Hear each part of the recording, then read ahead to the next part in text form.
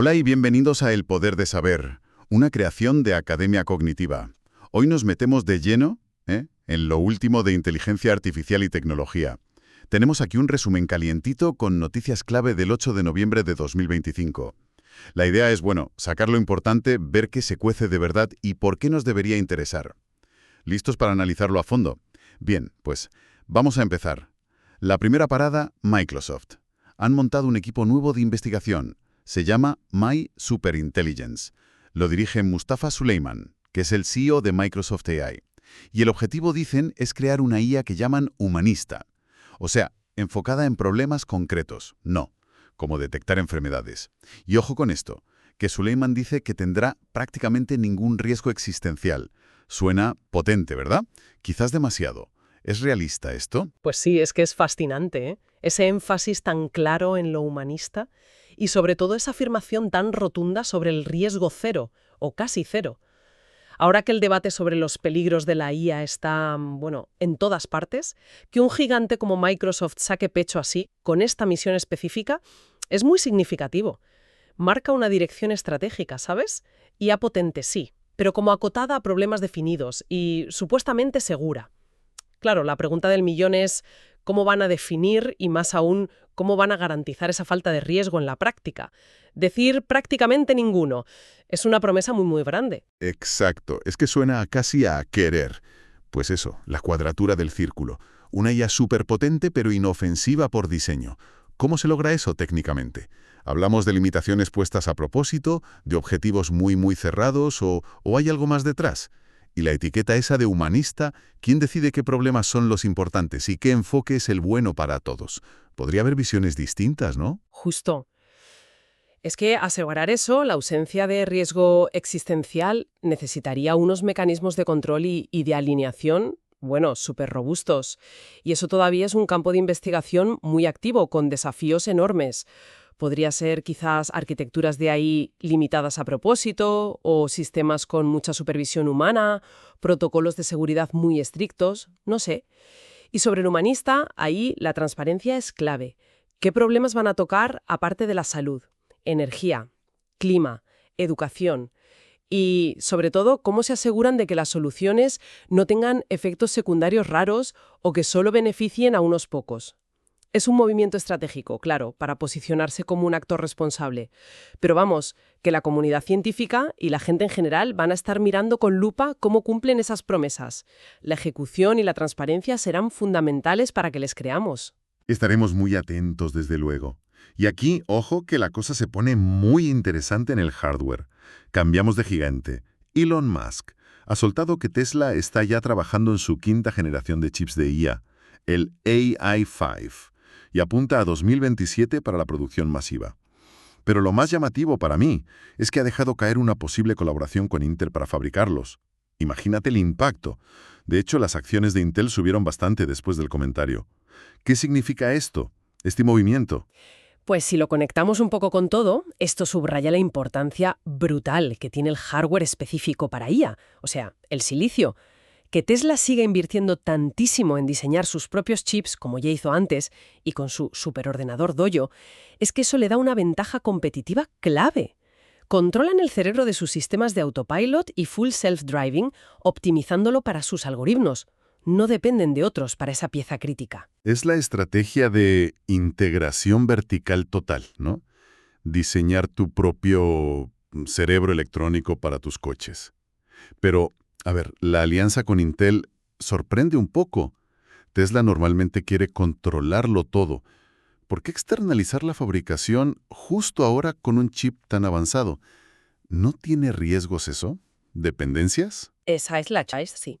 Fabricar chips de última generación, con miles de millones de transistores en nodos de poquísimos nanómetros. Y hacerlo a la escala masiva que necesita Tesla para millones de coches, eso requiere inversiones gigantescas y un saber hacer muy específico. Montar y operar esas megafábricas, las fabs, cuesta decenas de miles de millones. Intel, aunque ha tenido sus tropiezos últimamente frente a TSMC y otros, sigue siendo un monstruo de la fabricación. Tienen décadas de experiencia y unas instalaciones enormes.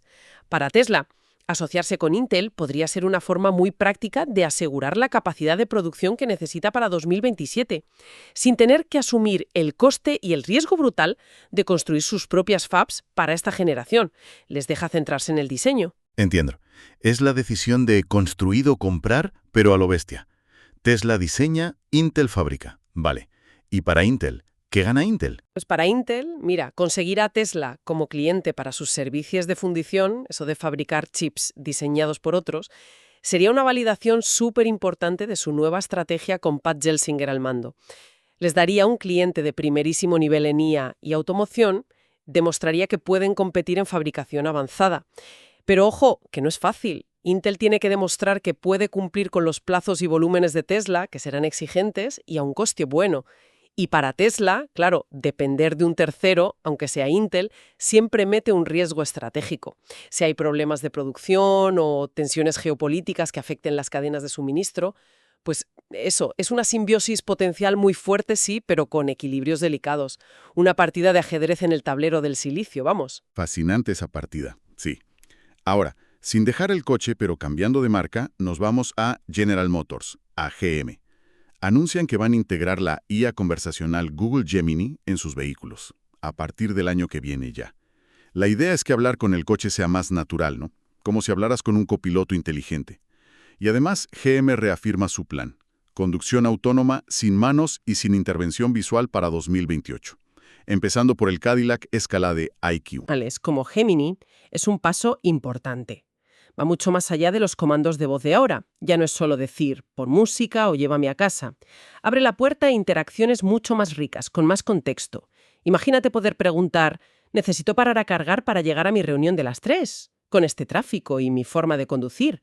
¿O qué significa esa luz que se ha encendido en el panel? El coche se convierte en un asistente de verdad, proactivo, capaz de entender lenguaje natural complejo y manejar muchas funciones del coche de forma integrada. Suena muy bien, la verdad. Aunque mi experiencia con los asistentes de voz a veces es, bueno, un poco frustrante, para qué negarlo. ¿Será de verdad tan fluido como prometen? Y luego está el salto gordo: conducción totalmente autónoma para 2028. Sin manos y sin intervención visual. Me sigue pareciendo un objetivo, súper ambicioso, casi ciencia ficción, aunque esté a solo 4 años vista según GM. ¿Son realistas con ese plazo? ¿De verdad? Es sin duda un objetivo tremendamente ambicioso. La tecnología de percepción, los sensores, cámaras, LIDAR, la planificación de rutas, el control del vehículo, ha avanzado muchísimo, es cierto, pero los desafíos que quedan son colosales. No solo los técnicos, como manejar situaciones imprevistas o eventos súper raros en carretera, lo que llaman la larga cola de escenarios complicados. También están los obstáculos regulatorios. ¿Quién es el responsable legal si hay un accidente? ¿Cómo se certifica que estos sistemas tan complejos son seguros? Y no olvidemos la confianza y la aceptación social. La gente se sentirá segura dentro. Y los peatones, los otros coches. El anuncio de GM es una declaración audaz, claro, para ponerse en cabeza.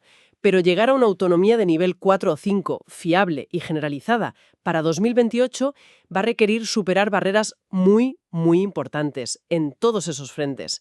Es una apuesta fuerte, pero el camino está lleno de incertidumbres. Una apuesta que seguiremos muy de cerca, claro.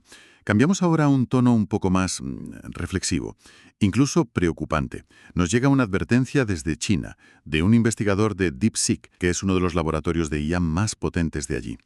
Después de casi un año callado, advierte de un riesgo significativo de la IA para el empleo en los próximos 5 a 10 años. Y va más allá, predice que la IA podría hacerse cargo del resto del trabajo humano en las próximas 2 décadas. Son palabras mayores, la verdad. Sí, es una intervención que llama la atención y el origen le da un peso especial. Que venga de un investigador de dentro de un laboratorio líder en China. Un ecosistema de IA muy dinámico, con enfoques a veces diferentes a los nuestros. Pues sugiere que esta preocupación sobre el impacto en el trabajo es profunda y es global.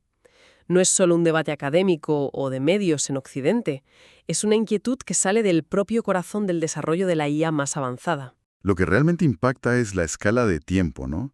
5 a 10 años para un riesgo significativo.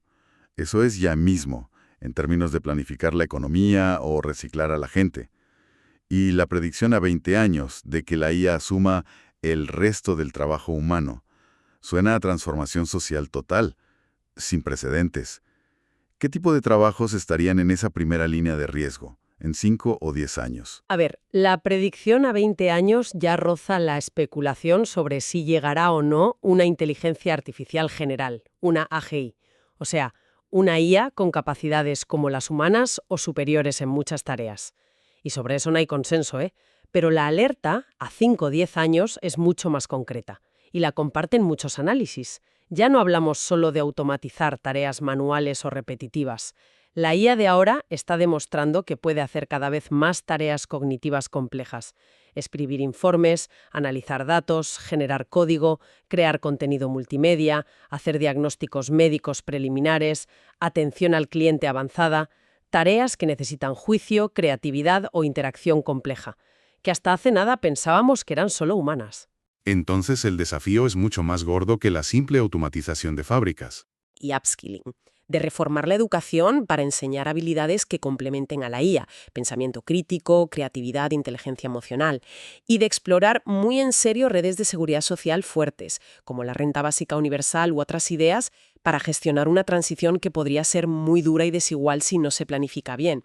La advertencia de DeepSeek es un recordatorio potente de lo urgente que es este debate socioeconómico. Debate crucial, sí, sin duda. Y para cerrar nuestro repaso de hoy, una noticia que lleva la IA a un terreno, vamos, totalmente inesperado. La política. La creación de leyes. El presidente de Ecuador, Daniel Noboa, mencionó lo versátil que es la IA. Comentó que su equipo ya usa herramientas como ChatGPT, pero lo más sorprendente fue su sugerencia de que la tecnología podría, potencialmente, ayudar a redactar una nueva constitución. Esto en el contexto de un posible referéndum constitucional allí. ¿Podemos siquiera imaginarnos algo así? Es una idea francamente provocadora, ¿sí? Demuestra hasta qué punto ha calado la percepción del poder de la IA, incluso en las esferas políticas más altas. Sin embargo, plantear usar IA para ayudar a redactar una constitución, eso abre una caja de Pandora. Cuestiones éticas, filosóficas, legales, de un calibre enorme. Una constitución no es un simple documento técnico, ¿sabes? Es la expresión fundamental de los valores, la historia, las aspiraciones, el pacto social de una nación entera. Exacto. A ver, ¿cómo entrenas a una IA para que entienda conceptos tan cargados de significado y tan culturales como justicia, dignidad popular o bien común? ¿Con qué datos la entrenas? ¿Quién supervisaría eso? Los riesgos de meter sesgos, simplificaciones peligrosas o incluso agendas ocultas parecen gigantescos. Precisamente, ¿puede un algoritmo capturar la complejidad, las contradicciones, los matices que hay en un debate constitucional? Es que es imposible. ¿Quién definiría los parámetros y los datos de entrenamiento? ¿Y con qué legitimidad democrática? A ver, sí que es posible que herramientas de IA puedan ser útiles en tareas auxiliares, como analizar muchísimos textos legales, comparar constituciones de otros países, identificar posibles incoherencias o incluso generar borradores muy preliminares sobre cosas técnicas muy específicas, pero siempre bajo supervisión humana estricta. Pero la idea de una IA participando activamente en pensar y redactar un texto tan fundamental, hoy por hoy parece inviable y probablemente indeseable para la mayoría.